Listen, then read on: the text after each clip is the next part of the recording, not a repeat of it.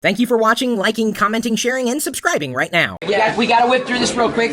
Don't worry if we're gonna get booted here, but we'll find a pub to invade and go there as well. Where I'll shake hands and meet everybody. We're gonna do this is gonna be a TLDR. Yes. You should do the intro. Yay! Hey everybody.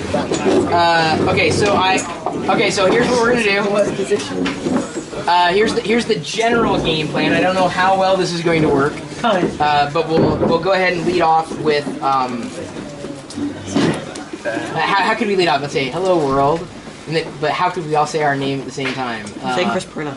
Okay, okay. Well, I'll say hello world. I'm Chris Pirillo, and this is the Locker Gnome Daily Report, or TLDR for short. Your daily dose of geek news, gadget views, and answers that you can use. Did I say it wrong? That's right. Oh, okay. Well, you laughed. I'm like, did I say it wrong? Did I screw up something? I don't think they're gonna remember that. Oh, okay. Yeah, okay. Even if it mumbles through, we'll do our best to get through it. I will lead. So, and then we'll go into the initial impressions of an iOS device. Okay. I want to play with it already. Like, I gotta wait. Okay. Is it going? Has it been going? Okay, fantastic. Good. Yeah, try to hold it. You may have to hold it with both hands to keep her steady, and just be mindful not to put your finger up there. Oh, yeah, mine. Yeah, the mic, it'll produce a chirping thing. It's really weird. Ready? Hello, world. Oh, you guys get All right. Hello, world. I'm Chris Pirillo, and this is the Locker Gnome Daily Report, or TLDR for short. Your daily dose of geek news, gadget views, and answers that you can use. Pirillo is crap! Thank you, Scotsman. This is a semi-live recording of TLDR. I am with a whole bunch of friends who are part of your community here in the UK, right? It's the UK, not UK. We threw that I'm USA, USA. So anyway, it's been great. We've been hanging out here. Some people have been recording and posting their vlogs into their channels. I'll be sure to share the links to where you can find those in this video's description. A single link, because I'm going to collect them by way of a Google Doc and what have you. But it's been a fantastic time, and even if you don't know the people around, go ahead, spin around.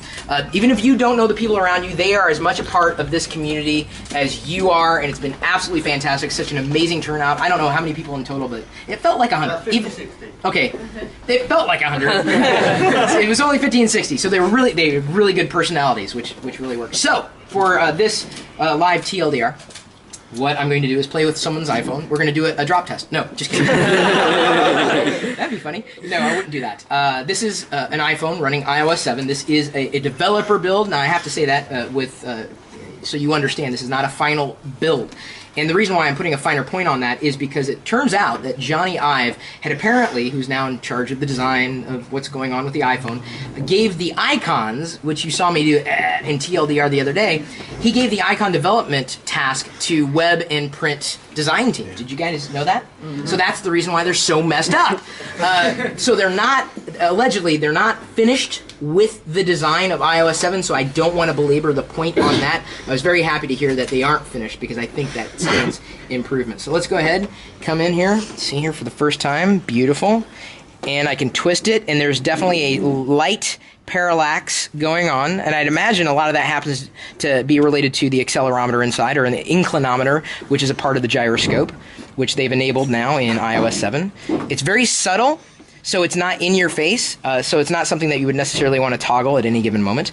You can see right here on the lock screen we have a few new icons, including, here, let me move it around so that it definitely, you can see it. Some dots, which may be showing up there. I don't know if this is really so much of a demo as much as it is just kind of an explanation of how I'm feeling. I've never thought I would talk about how I feel about technology, and then I used Apple products.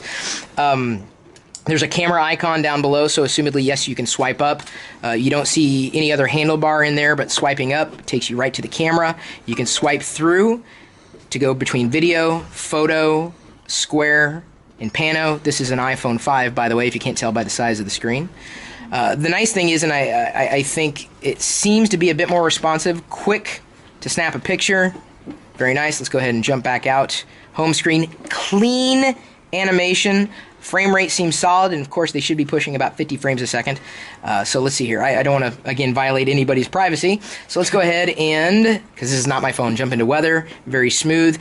And it looks like it was inspired by the new Yahoo weather app, although it doesn't seem you can scroll down like you can in the weather app, but smooth transitions and animations, things that we've come accustomed to.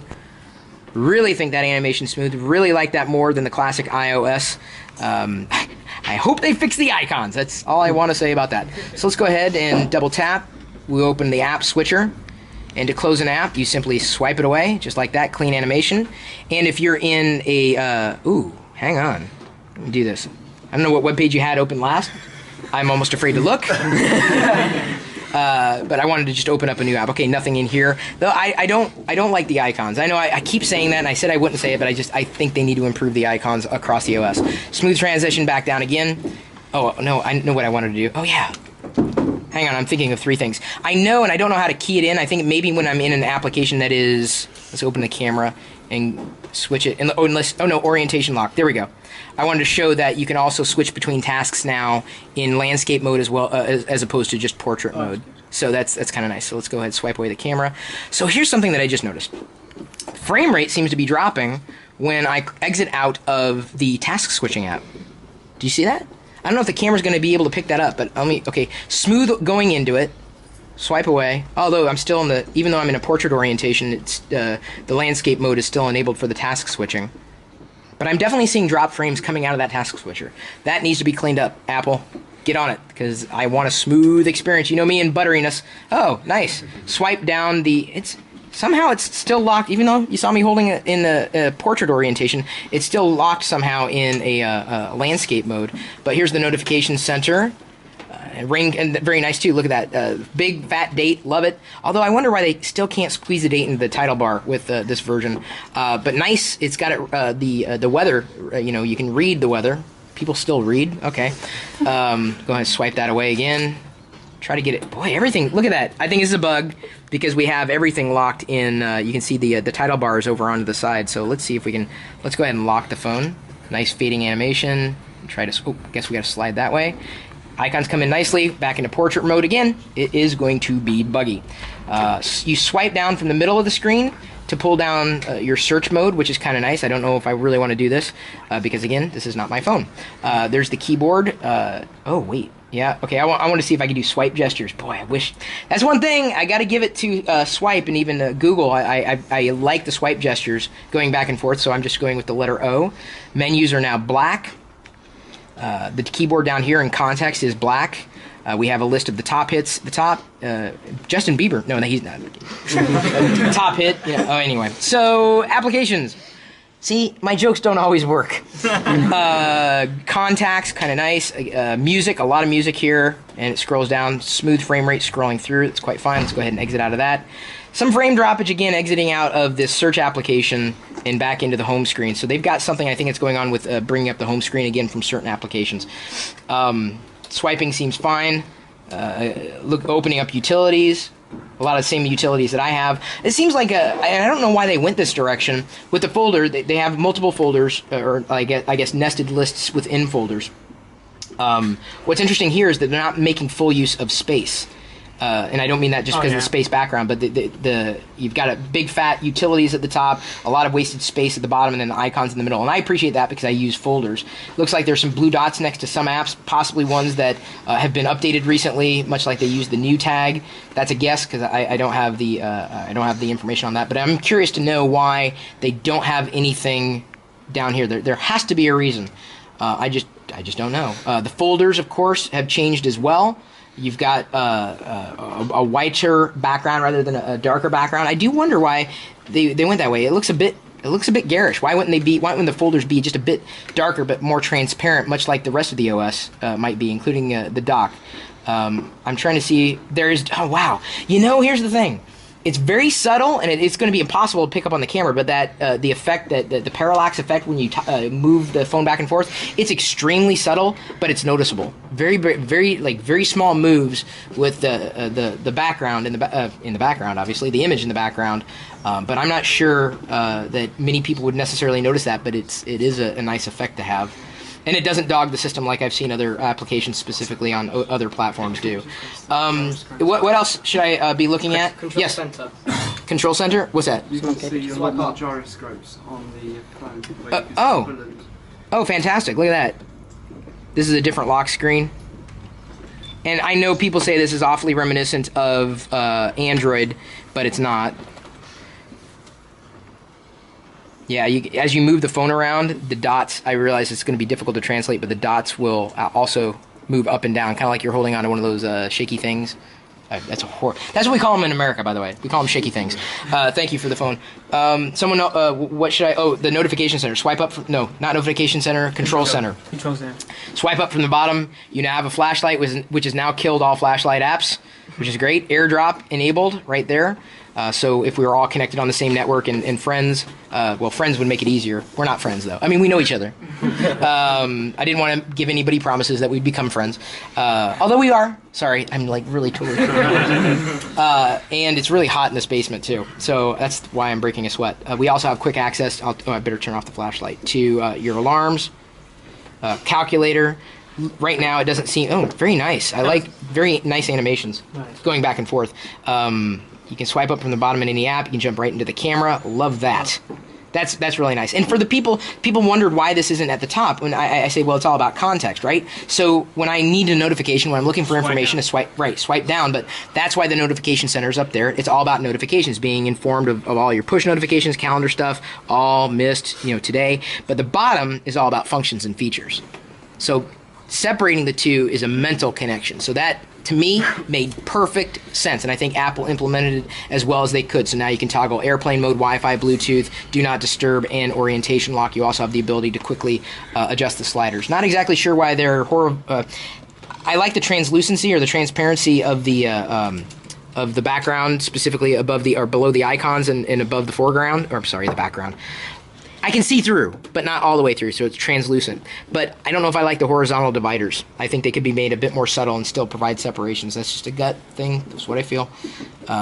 Clean animations for the most part, although, like I said, some other stutters. What else should I be looking at? Oh, de-articulator. Someone watches my videos. Anything else? Nothing? Ish? Nothing. No, I'm good. I don't necessarily want to show anything else. Siri, yeah, good call. Oh, there's no service in it. Oh, there's no service. Not available. Connect to the internet. It's asking me to connect to the internet. Great. I really like the I think it's a translucency, not just transparency, but a translucency effect where you can see what's underneath it. It does add a different layer to it. It's definitely a cleaner experience as far as a UI goes. Definitely needs a bit more refinement in places, but I think they'll get there. I think Apple can get there. I have confidence they can. I don't know if I would necessarily use iOS 7 as my primary device or on my primary device today, if only because it's kind of still buggy, and I want my communications device to work when I need it to work. And it's fun to play with, but I don't know if I would necessarily swap out right now. Anything else? Settings up. Settings? Sorry, I was just looking. Yeah, so now when you go to close icons or delete icons, instead of the red, you get a white with a black X inside, a little cleaner. Settings would be right there, a big gear. Cleaner. They've updated the toggles between airplane mode, or not just airplane mode, but I'm just toggling airplane mode here. Even if you're not able to perceive it directly on camera, it's okay. It's cleaner. Definitely a bit more cohesive. But it's pretty much the same settings app. It's just got a different UI, and which is fine. It was just a visual refresh. Anybody who was expecting dramatic changes between iOS 6 and 7 doesn't understand that Apple had to bring their existing users along. That's their bulk of their base. They had to make it familiar enough and yet add to it. And I think that as far as that's concerned, I think iOS 7 has succeeded in it. They just need to kind of put a finer point on the design elements and clean up some of those animations, and we'll be good to go. I don't know if we necessarily want to cover anything else, but this was fun to do. So thank you for watching, and if everybody wants to do it together, we'll do the sign off. Yeah. Got it? Game Center's changed as well. Game Center's changed? Do we really want to show the bubbles? It looks like I was kind of avoiding that on purpose. I've seen it described as a Chuck E. Cheese ball pit. Yeah, it's about right. Boom. Boom mic there. So okay, well we'll go ahead and close the video at this point, and we'll do it at the same time. I'll do a countdown. We're just playing. We're producing this as we go along, much like I do on YouTube. So 3, 2, 1.